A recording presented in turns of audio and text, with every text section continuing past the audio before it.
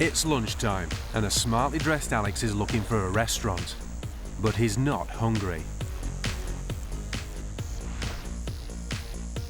He's at the counter and it looks like he's ordering, but he's not staying for lunch. Thank you very much. Cheers.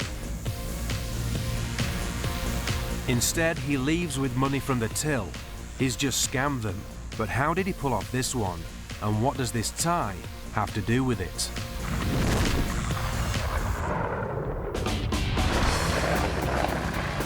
Alex has chosen the lunchtime rush to target the restaurants and cafes of a big city. He's hoping the staff will already be distracted, making them more susceptible to any hustle. The smart suit makes him look respectable, and all he needs to pull off this scam now is a tie. Using this as a convincer, Alex is hoping to leave the cafe with cash from the till and an apology from the owner. Hi there. I had a bit of a problem here a couple of nights ago, and I spoke to a gentleman about it. I can't see him here. He's an older gentleman. Basically, what happened is once wine was poured on the table and went all over my tie. Okay. And he said not to worry about it and to just get the dry cleaning done. And I wasn't really too bothered because I come here quite a lot and it's fine. But as you can see, they haven't been able to take the stain off at all. And I've been stuck with a huge, well, it's £9, but the tie was a gift. So who you talk to? Well, I can't see him here today, but he was an older gentleman, I think it was. Alex's description is extremely vague. Okay. And the gentleman said that, you know, if I have any problems, just to come back. I need to know who you talk to. I'm not going to give you money. Oh, no, well, money. Look, that's fine. But the gentleman I spoke to was an older gentleman.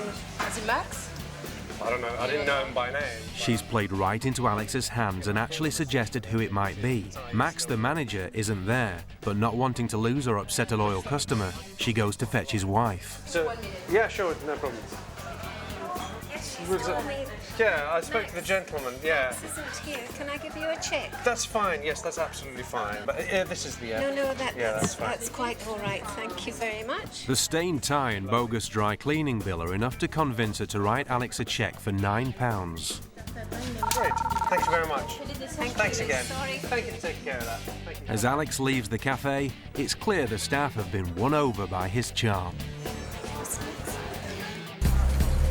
This was her first mistake because Alex has never been to her cafe before.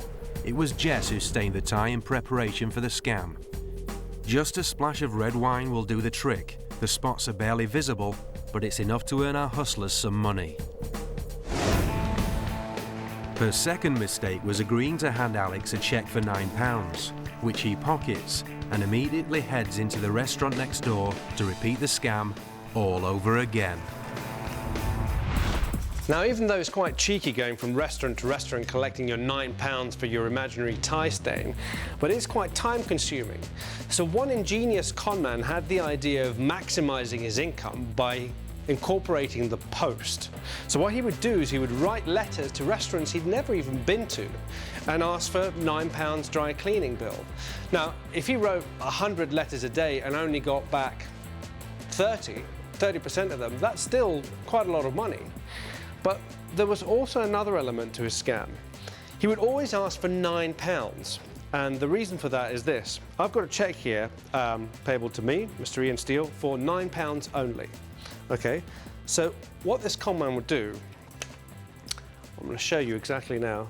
They would use the same coloured pen and use the dot next to the 9, turn that into a 0, and then next to the word 9, they would add a TY.